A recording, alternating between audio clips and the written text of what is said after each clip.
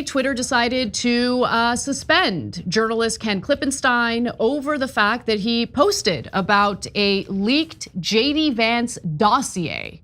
Now, we want to understand more about this, especially since this took place on a platform that Elon Musk purchased to the tune of $41 billion in order to protect free speech, to basically ensure that what happened with the Hunter Biden laptop story never happens again.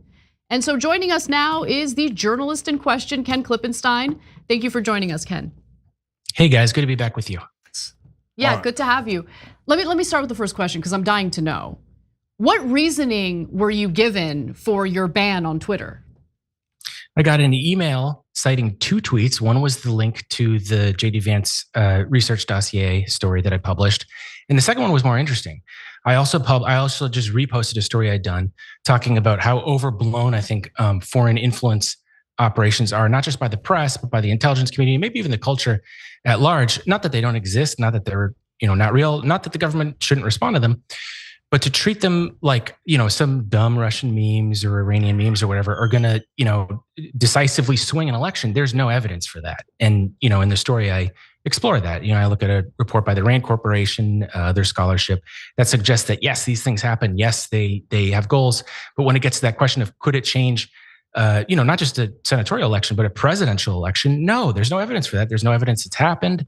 And so for all those reasons, I thought that this was crazy to not talk about this, containing largely open source information relevant to the American electorate in an election season that multiple news outlets knew existed, and which contains information about not just the candidate, but about what the Republican Party thinks about that candidate, and gives you insight into what the party thinks. I mean, that perception, that's what was so interesting to me, especially in an election where it's a vibes election. They're not talking about policy. I mean, look at the convention, not just Trump's, but Harris's, the Democrats as well. How much do they actually give you in terms of specifics? So little. So something like this tells you what the party thinks of Vance. It was kind of interesting because if you go through it, the things that they point out are that, Vance has a, unorthodox position on this or that is actually pretty popular with their base. And it's clear that the party isn't excited about having to litigate that in a general election. And so for that reason, I thought it was worth, for those two reasons, the unseriousness of foreign influence efforts and the importance of that information, I thought it was important to report. But evidently, Twitter thought that those two things, and I don't know what the second one is, because that was just an analysis piece about foreign influence. But it said that I, violated by posting personal information. Which again, in the second post, there was no personal information. You could say that in the first one there was, because in the dossier, it includes things like his current and past addresses. So, I disagree with that because first of all, I'm not posting the addresses to Twitter. I'm posting them to the site, which is linked to it. And in addition to that, that's all public information. I, as a reporter, can go on Nexus in 2 minutes and find out a public official's address. That's how, and these news organizations do it too. Corporations do it. All of this information is sold because it's public. There's no law barring it. And they're trying to cast that, I think, as a pretext to take down what is a story which clearly Elon Musk, someone who's donated billions of dollars to Republican causes, doesn't want out there. And so they have to create a pretext to say, hey, look, it's not actually, of course, they're not going to say, oh, sorry, we don't want to have, something that makes Vance look bad. They have to come with a pretext. And that's what I think this is. So Ken, I want to get back to you being banned in just a moment, but just a quick sidebar, because I think this is important. So you mentioned how other journalists have kind of shied away from reporting on this JD Vance dossier because they're worried about being accused of helping with foreign interference into our elections. Is there any evidence or any indication that this JD Vance dossier was leaked by a foreign government like Iran? Like, I'm hearing about that, but is there any substance to that claim? That's a very interesting question, because if you look closely at what the intelligence community has put out, they haven't said specifically which stories were hacked. Now, I don't doubt for a second that the Iranians are hacking things and trying to hurt Trump. Trump has a very hardline policy on Iran. It makes sense that they would want to do that. And I take the intelligence community, when they make a conclusive statement like that, at its word that they're seeing something. But if you go through those statements, they say malign cyber actors are targeting the Trump campaign. Okay, all makes sense. But they don't say where, in which stories. And so I wish that the media would interrogate that and press them and say, are you specifically referring to this? And the reason I want them to ask that is not because I'm trying to defend the Iranians, but because if you look back at 2016, for example, there was a hacker that went by the handle Guccifer or something like that. And he hacked into, I think it was a Democrat, I think it was the Hillary Clinton emails. And contemporaneous with that, the Russians were directing foreign influence operations targeting Hillary Clinton. And so both were true at the same time. There was both a foreign nexus to these things, and there was a private individual who they ended up concluding was just acting. It was just a hacker acting of his own accord. But when the media talked about it, they lumped it all into one basket and said, "Oh, this is all foreign influence." And the world isn't always that simple.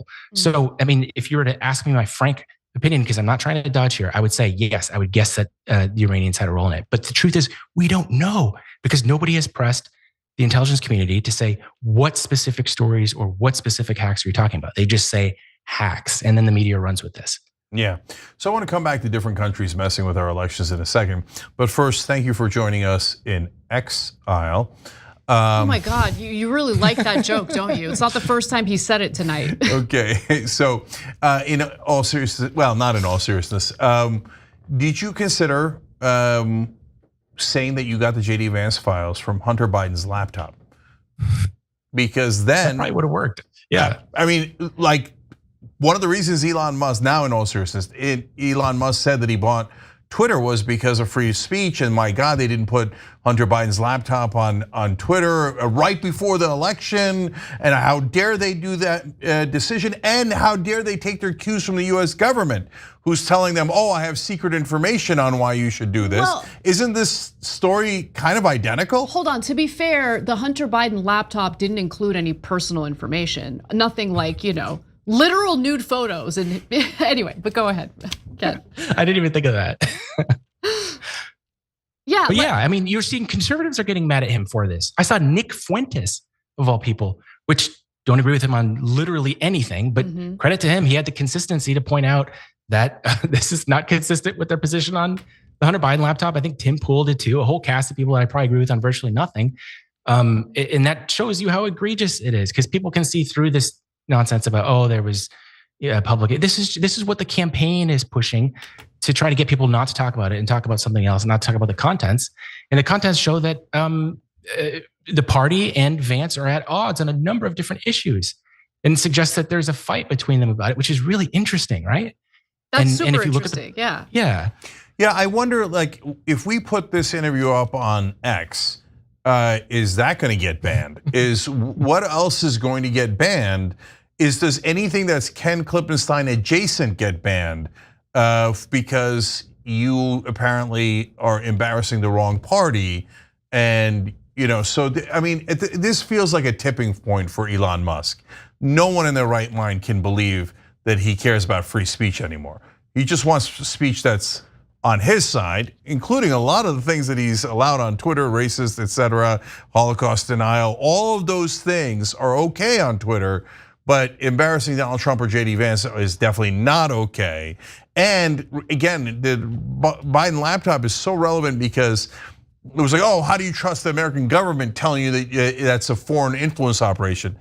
This is literally the American government saying this is a foreign influence operation, right? And hence Twitter take it off, presumably, and Twitter's like, oh great, I'd love to censor speech for you. So let me play devil's advocate, okay? Because I want to bring up this argument because I do think there's some merit behind it, and I want to give you a chance to obviously respond to this. So Ken, you made the decision to avoid redacting like the address for JD Vance in the dossier that you posted on your Substack, right?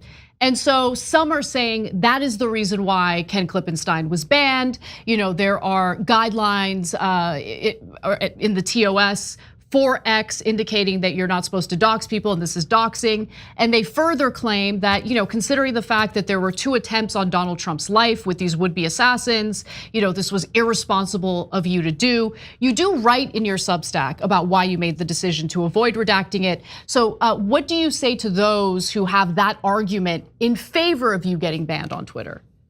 Well, I would say, first of all of that information is publicly available. It was what I was saying at the beginning of the interview. It's stuff you can buy online, and data brokers are selling it on such a massive scale. Companies have it, media has it, the campaign has it. The campaign that's complaining about this had that information, circulated it in the report. And the reason they have that information isn't because they asked about it. It's because they have access to these things just like everyone else, just like I do if I want to jump on LexisNexis and find something out about somebody. Now, if we don't want to have that kind of a system, the Congress can pass a law regulating it, but they haven't done so. Mm-hmm. And so the system that we have is one where corporations and institutions and powerful people can use that. What the people that can't know these things is the general public, and you have to go way out of your way to redact it. I mean, this is a principle I've lived in my personal life. People have posted my address. Nothing has ever happened. I've never complained about it. I mean, I don't like it, but it's kind of like it is public. That's the system we have. And so I felt wrong in the context of a story that is about full disclosure and giving the public something and trusting them with it and thinking they're adults that can make their own decisions, and then excising parts of it based on, I don't know what the criteria is, because there are a bunch of addresses, like there are business addresses, there are addresses of events. So which one, and they're only complaining about the residential addresses, but where do you draw the line? It's so arbitrary. And to me, I mean, it seems clear to me that this is a pretext. There was no situation in which they were going to be like, yep, that's a story. We don't really have anything to say. They were always going to create something to point to and say, hey, everybody, it's not about Iran. It's not about this or that. It's about some other, it's not that there's a fight within the party about how unpopular Vance is or how his ideas are not supported by the kind of elite segment of the Republican Party. They were going to come up with something else. Yeah. In my view, if it wasn't that, it would be something else. Yeah. So on that point, look, I would have redacted the addresses, but we're different. You're an investigative reporter and I'm a talk show host. But they give away the game, but that's not really their concern when they also banned you over an innocuous blog explaining all this, right? So right, exactly. Yeah, that had there were nothing 2 posts. One of the posts had nothing to do with any of that in it, and I posted that in my Substack, and I encourage people to go in there and look at it so they can get a sense. That shows that there's a political dimension to this, because there was no personal information in the second post that they cited as being the reason that I was banned. So Ken, let's actually get into the substance of the dossier, because I really want to read it and I plan to read it, so thank you for reporting on it. But just give us some of the highlights. You mentioned that the Republican Party in general doesn't really favor JD Vance. That doesn't surprise me, because JD Vance does hold some populist, like sincere populist ideas that Republicans despise. So can you be a little more detailed about that? What in particular do they dislike about him? Well, all sorts of foreign policy stuff. Like he wants to step away from U.S. aid to Ukraine. I mean, it wasn't. I mean, the document was long; it was something like 170 pages. So it wasn't like every single issue, but it was basically. It was funny. It's like essentially the MAGA core of his identity was what they seem to take the most issue with, the non-intervention, or the. I mean, I wouldn't call it non-interventionism, but the kind of nativist thrust, the things that we think about when we think about Trump, the hardline immigration policies, a lot of these things, they seem worried about going into a general election because they're sort of fringe views, as we've seen with Vance. It was so interesting to see them acknowledge that internally, and to show you that there's a fight within the party in a sort of similar way to what you saw with Bernie Sanders, the Democrats on the right. And one of the most interesting parts about reporting on this was seeing the way in which this document was given to a number of other news outlets, and they paraphrased it. And they said, you don't need to see the underlying document. We've paraphrased it. You basically know everything that's in there. What's the big deal? You look at the document, there's a whole lot of stuff that they didn't mention. And that's the problem with what I call trust us journalism, where you can just, I went to journalism school. I went to Columbia. I know what you're going to be interested in. How could they, even if they're trying? I'm not saying these are bad people. I know a lot of them. They are doing their best. But they have a certain outlook, just like I do, and they're going to notice certain things. And so if you don't give people the underlying information, you're at their mercy to understand what happened. And I encourage people to go through the document and compare it with the reporting that purported to summarize what was in that document. You'll notice a big difference between those two things. Yeah, I noticed one thing, because I think that JD Vance is a fake populist, but I was actually surprised. In fact, I think that for me, I didn't get a chance to read the whole 271-page thing because you released it earlier today, right? But the part that I read about how he thought it was a bad idea to assassinate General Soleimani because he thought he could actually create a bigger war in the Middle East. That's the Iranian general that Trump assassinated. I was like, really? Behind the scenes, he actually objected to that?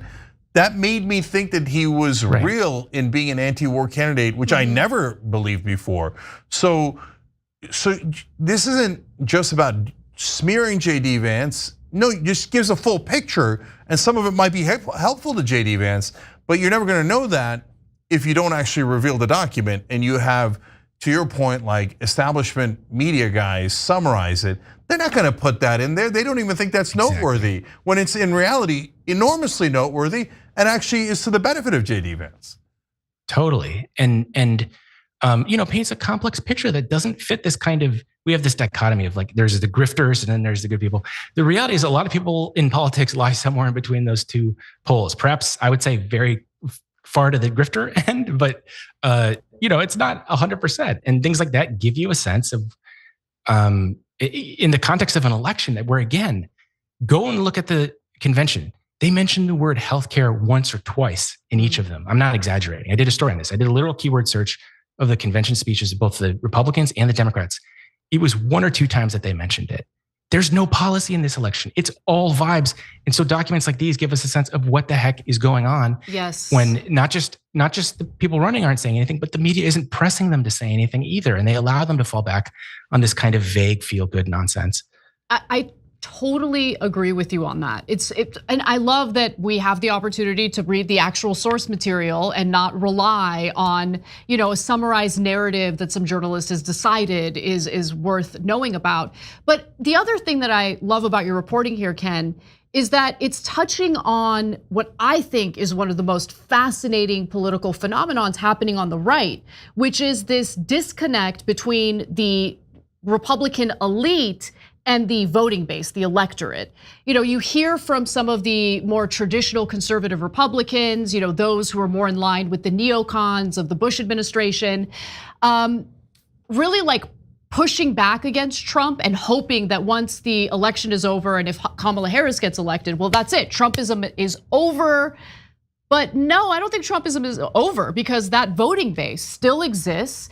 And what they are craving from their party is very different from the naysayers who were against JD Vance in this dossier. So I'm just really curious to see how that plays out. Do you have any indication that JD Vance is aware that the political elite within the party are very much against him and where he stands on some of these issues? I would imagine he has to be, right? I mean, they're in a tough spot where they can't run a Romney again, who's just kind of like straight center. I mean, as much as cable news would have you believe that that's overwhelmingly popular, it's not. People hate it. People hate that center, tax cuts and get rid of all the social, services and just, trust us on the, national security consensus on a war that's failed since 9/11, on wars that have failed since 9/11. People throw that out. But so then they have to, run on some amount of deviation from the norm, which people are appropriately critical of, because Trump doesn't deliver on all the stuff he says, and that's the case with many politicians.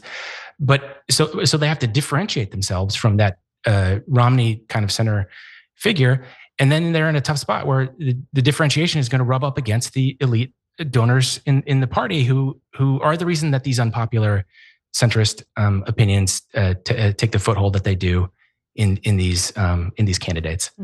Yeah, Ken. Last thing here, we've got in my opinion, the absurdity of both the intelligence officials, the United States government, and the media telling us, my God, Iran might have done this hack and gotten the JD Vance files. That is just a foreign government interfering with our elections. It's terrible. Russia. 4 million Twitter impressions, which is probably more. You probably had more on this tweet before they banned you, and back in 2016. And this is unacceptable.